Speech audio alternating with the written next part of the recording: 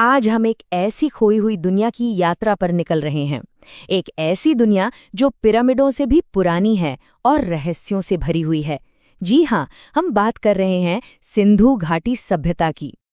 जरा सोचिए, एक ऐसी सभ्यता जो अपने समय में मिस्र और मेसोपोटामिया से भी कहीं ज्यादा बड़ी थी, वो अचानक बस गायब हो जाती है। पीछे ना कोई युद्ध का निशान, ना कोई ऐसी लिखावट जिसे हम पढ़ सकें, बस एक गहरी खामोशी। तो आखिर हुआ क्या था? चलिए, आज एक आर्कियोलॉजिकल जासूस बनकर इसके सुरागों को जोड़ते हैं। तो सवाल ये है कि हजारों साल तक गुमनामी के अंधेरे में रहने के बाद इस खोई हुई सभ्यता को दोबारा कैसे खोजा गया? यकीन मानिए, इसकी कहानी किसी थ्रिलर फिल्म से कम नहीं है। देखिए, ये सब शुरू हुआ 1920 के दशक में। राय बहादुर दयाराम साहनी जैसे भारतीय पुरातत्वविदों ने हड़प्पा में खुदाई शुरू की और उन्हें कुछ ऐसा मिला जिसने इतिहास की किताबों को हमेशा के लिए बदलने की ताकत रखी थी। और फिर 1924 में सर जॉन मार्शल ने दुनिया को बताया कि एक पूरी की पूरी नई सभ्यता खोज ली गई है। लेकिन असली क्रांति तो तब आई जब वैज्ञानिकों ने समय को मापने का एक तरीका खोज निकाला, यानी कार्बन 14 डेटिंग। अब ये कार्बन 14 डेटिंग क्या है? समझिए, ये एक तरह की साइंटिफिक टाइम मशीन है। ये किसी भी पुरानी चीज जिसमें कार्बन हो उसकी उम्र बता सकती है। जिस चीज में जितना कम कार्बन 14 बचा होता है, वो उतनी ही पुरानी होती है। और इसी का माल की तकनीक ने ये साबित किया कि सिंधु घाटी के लोग 8 से लगभग 5000 साल पहले कांस्य युग में जी रहे थे। तो चलिए, अब खुदाई से मिले सुरागों को जोड़ते हैं। आखिर कौन थे ये लोग? कैसा था कांस्य युग में उनका जीवन?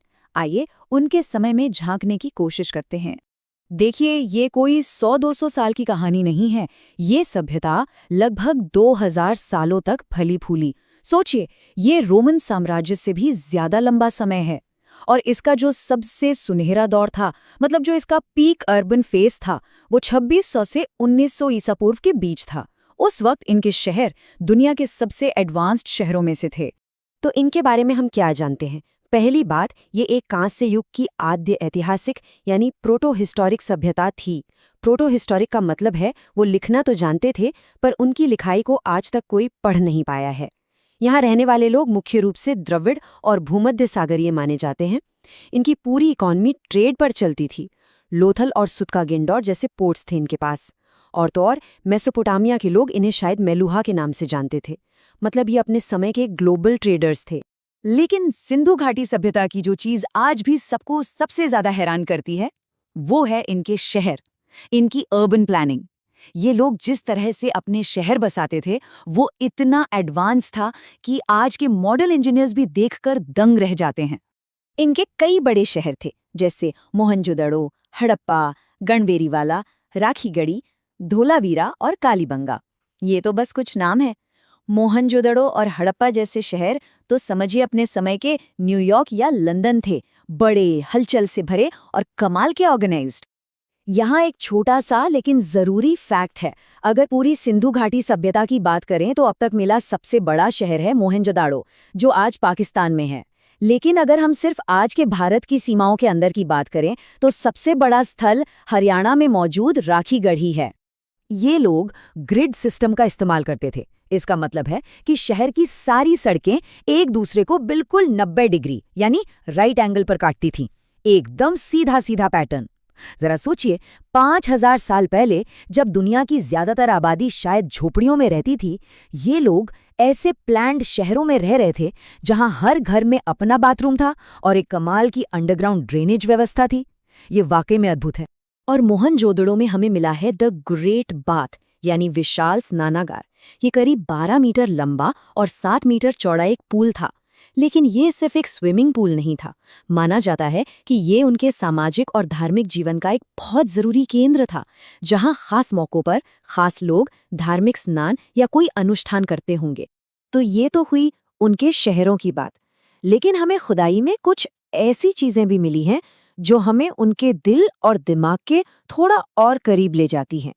आइए बात करते हैं उनकी संस्कृति, उनके विश्वासों और उन रहस्यों की जो आज भी अनसुलझे हैं। ये देखिए, ये है मशहूर पशुपति सील। एक छोटी सी मुहर, लेकिन ये एक बहुत बड़ी कहानी कहती है। इस पर एक 3 मुख वाले देवता बैठे हैं, जिनके चारों ओर हाथी, बाघ, गैंडा और भैंस जैसे जानवर हैं। कई एक्सपर्ट्स का मानना है कि ये शायद भगवान शिव का सबसे पुराना रूप हो सकता है, पशुपति यानी जानवरों के देवता के रूप में।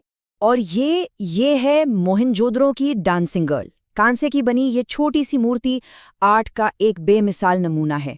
इसका जो पोस्चर है, जो आत्मविश्वास है, वो हमें 5000 साल पुराने समाज की एक झलक देता है और ये भी बताता है कि उनके कारीगर मेटल के काम में कितने माहिर थे।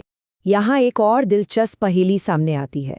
जब बात अंतिम संस्कार की आती है तो हड़प्पा में हमें ज्यादातर लोगों को दफनाने के सबूत मिलते हैं। वहीं दूसरी तरफ मोहनजोदड़ो में दाह संस्कार यानी जलाने की प्रथा ज्यादा थी। अब एक ही सभ्यता के दो बड़े शहरों में इतना बड़ा अंतर क्यों? ये हमें याद दिलाता है कि ये एक बहुत बड़ा और विविध समाज था, जिसमें अलग अलग मान्यताएं।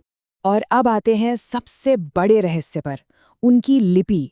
सिंधु घाटी के लोगों ने अपने पीछे एक पूरी लिखने की प्रणाली छोड़ी है। ये एक पिक्टोग्राफिक स्क्रिप्ट है, मतलब इसमें चित्रों का इस्तेमाल होता था और इसे दाएं से बाएं लिखा जाता था। पर दिक्कत ये है कि आज तक हम इसे डिकोड नहीं कर पाए हैं। ये एक ऐसी तिजोरी है जिसकी चाबी कहीं खो गई है। सोचिए तो, अगर ये ताला खुल जाए तो कितने राज सामने आएंगे। अब हम उस सवाल पर आते हैं जो शायद सबको सबसे ज्यादा परेशान करता है। इतनी महान, इतनी एडवांस्ड सभ्यता आखिर खत्म कैसे हो गई? सदियों तक फलने फूलने के बाद इनके शहर धीरे धीरे वीरान होने लगे। लोग इन जगहों को छोड़कर चले गए। पर क्यों? आखिर ऐसा क्या हुआ जिसने इस महान सभ्यता को हमेशा के लिए खामोश कर दिया? देखिए, इसको लेकर कई थ्योरीज हैं। कुछ लोग बाहरी आक्रमण की बात करते हैं, कुछ बीमारी या क्लाइमेट चेंज की। लेकिन जो सबसे बड़ा सस्पेक्ट है वो है विनाशकारी बाढ़। सबूत यही इशारा करते हैं कि जिस सिंधु नदी ने इस सभ्यता को जीवन दिया, शायद उसी की विनाशकारी बाढ़ ने इसे घुटनों पर ला दिया था। सिंधु घाटी के लोग तो चले गए, पर उनकी विरासत आज भी जिंदा है और इसका सबसे बड़ा सबूत है धोलावीरा। 2021 में धोलावीरा भारत का पहला ऐसा सिंधु घाटी स्थल बना जिसे यूनेस्को ने वर्ल्ड हेरिटेज साइट का दर्जा दिया। ये हमें याद दिलाता है कि ये कहानी कितनी अहम है। और हम इस चर्चा को इसी एक सवाल के साथ खत्म करते हैं। सोचिए, अगर हम कभी उनकी लिखावट को पढ़ने में कामयाब हो गए तो उनकी दुनिया के कौन से राज खुलेंगे? वो हमें क्या बताएंगे? अपनी कहानियों के बारे में, अपनी कविताओं के बारे में, अपने कानूनों के बारे में? सिंधु घाटी के सबसे बड़े रहस्य आज भी खोजे जाने का इंतजार कर रहे हैं। और क्या पता, शायद एक दिन कोई इस कोड को तोड़ ही